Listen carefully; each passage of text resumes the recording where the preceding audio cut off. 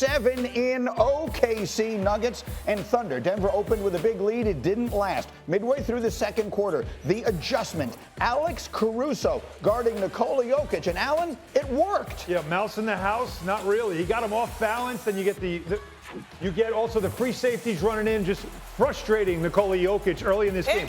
What an adjustment that the Thunder made for a Game 7. Chiney, the defense leading to offense in that second quarter. Speaking of Caruso, look at the energy, emotion. He is a championship piece doing the little things. He was a plus 40, plus minus, which is wild. But again, 37 points off of turnovers. That is their bread and butter. Monica, how about the half that Jalen Williams, 17 points in the second quarter. Yes, indeed. Looking to have a bounce-back game after a couple of subpar performances, but not in Game 7. This is when he rose to the challenge. That's SGA. He had 35 points and 0 turnovers. He gone. Then Marcus, look at Jason Wallace, lefty flush.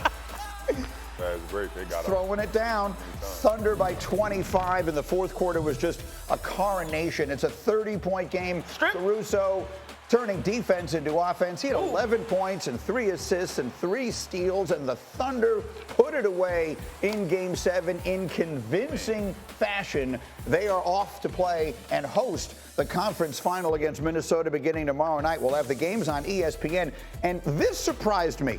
I will admit, when I went to look for the odds, I would not have thought the Thunder, coming off this series, would be as significant and convincing a favorite as they are on ESPN Bet right now. They are odds-on favorites to win the championship, followed by the Knicks, the Timberwolves, and Pacers in that order, as you see. So I'm going to ask the question this way. Monica, I will start with you. Okay. We have been calling the Western Conference the OKC Invitational for what feels like forever.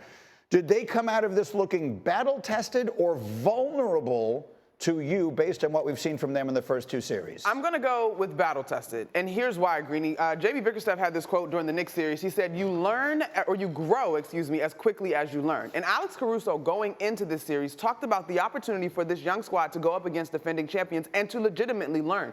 To me, as we watch these playoffs, and we can get into a larger conversation about the last 4 teams left, the teams that have the ability to grow between April 14th and June, right, they have an edge on other teams. And I think that's what you saw from this Oklahoma City Thunder team. They were tested. They were on the ropes. I thought they did a good job. Are they the team, Marcus Morris, are they the team to beat right now? Vegas is telling us they are definitively the team to beat for the championship. Do they look that way to you?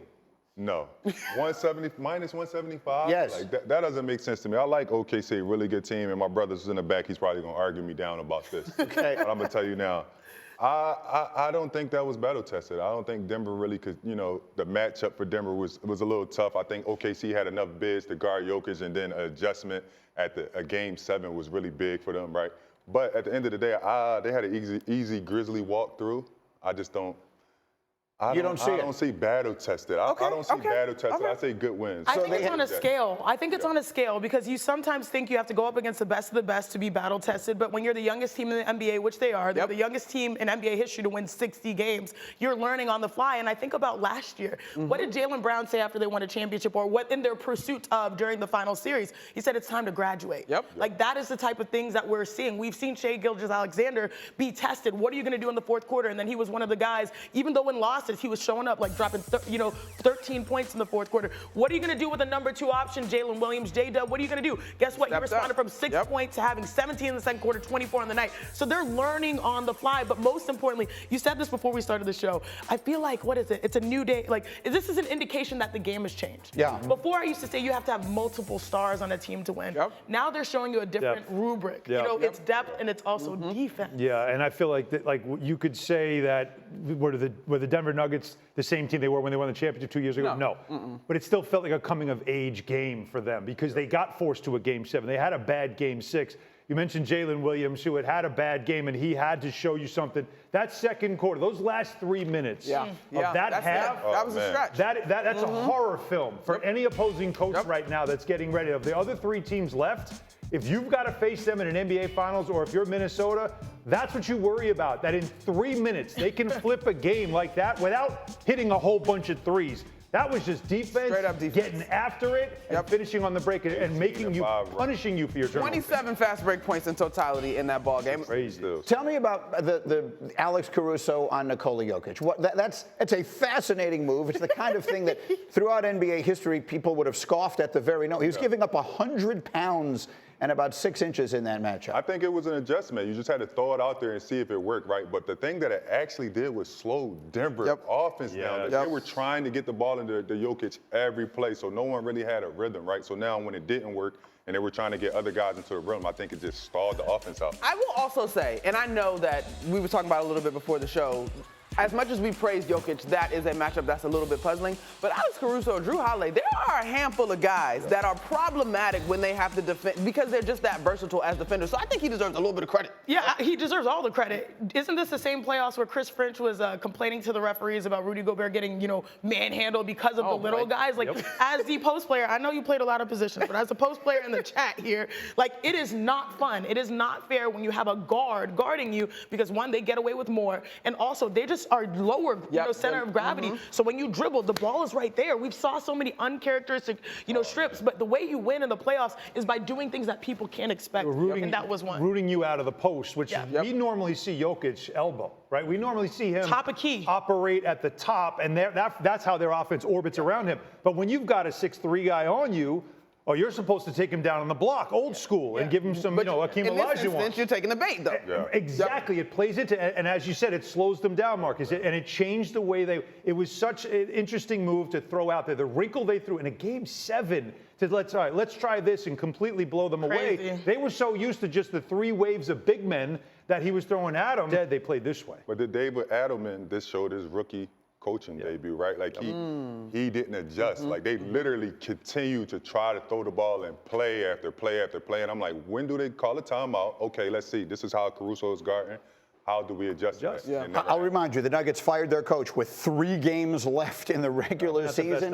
They wound up going to I don't like anybody losing their jobs, but you see what they did. Like, they leaned on their depth. They had Jokic playing harder, leading from, I wasn't mad at what happened. We may look back on this and say, wow, they took the Thunder to 7, depending on what happens over the course of the next 2 series. But as I say, there were still 3 teams that'll have a lot of say in that. And for the first time in a quarter of a century, the Knicks are one of them. The New York Knicks are in the Eastern Conference Finals. They trounced the Celtics in Game 6, winning it in 6. They will host the Pacers beginning Wednesday night. Indiana knocked the Knicks out of last year's playoffs in Game 7 of the conference semifinals. It feels almost as though every time the Knicks have gone deep in the playoffs in recent and even not so recent memory, because all of this is forever ago, it's Indiana they've played. That was the scene outside the Garden on Friday night. The guy with the flip-flops still on top of the marquee. He's still trying to get down. It was easy to get up. It was hard to get down. It has been crazy here and fun in a lot of different ways. And we have several days to look forward to the series. But I want to start again. I remind everyone, Monica and Alan are with the Knicks basically every single day. Brian Scalabrine, who is an interesting perspective to get, who is with the Celtics every day, as you guys are with the Knicks, and clearly has a finger on the pulse of that team and his heart beats with them. He said afterwards, I thought this was fascinating, he said on some level, the Celtics deserve to lose because they cheated the game in the way they approached the series. And I will say that a lot of people that I talked to around the city the last couple of days came away with the perspective the Celtics had no respect for the Knicks whatsoever with the way they approached the series. Did that, you guys who are experts, did you feel that watching it?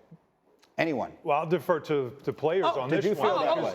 I looked at it from a media standpoint. I didn't feel like they played with the series. I think we have to go back, right? I just think they didn't take care the end of the game. They were up 20 in Boston 2 times. Right. Like they approached the series the right way. I think just at the end they settled for so many threes instead of just actually stomping them. Well, this is how many threes did they miss in the series? They missed 180 threes in 6 games. That's an average of 30 per game. The Knicks averaged 33 attempts per game. They relied on it, live and die, they died with it. I don't think they cheated the game. I love this Boston Celtics squad. You know, obviously they dealt with adversity with Tatum, you know, being out due to injury, but I don't think they cheated the game.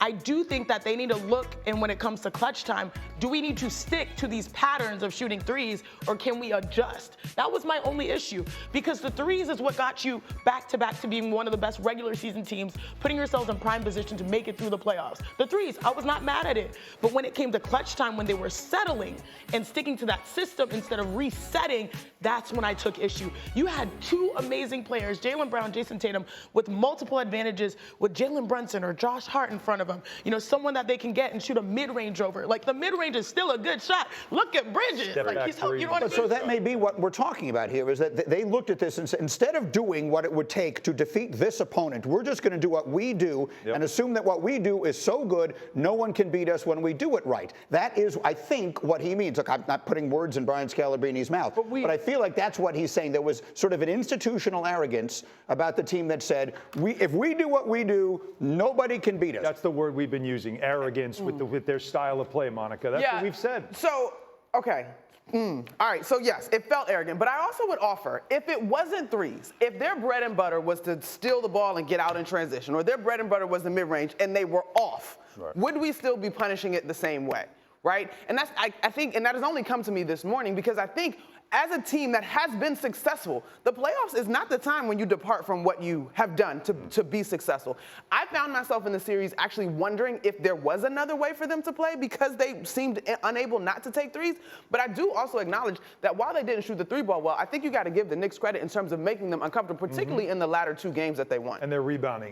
They kill you with those second chances off long rebounds off their missed threes. So they missed a ton of threes, but they get a second chance, and then they bury you with that. The Knicks were able to counter that. This series was not lost when Jason Tatum got hurt. This series was lost, as Marcus said. In the first two games of that series. They gave them away. Exactly, and you got to stick to it. When did they adjust?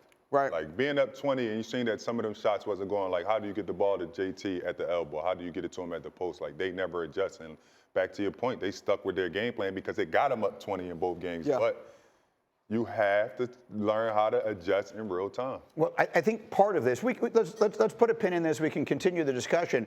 Part of it is sort of this new debate between like analytics and what the eyes shows. Like the analytics say, if we just shoot this many threes and we make this many, then we can't be beat. And other people are watching and like, you've got an advantage here. Yes, a higher percentage shot.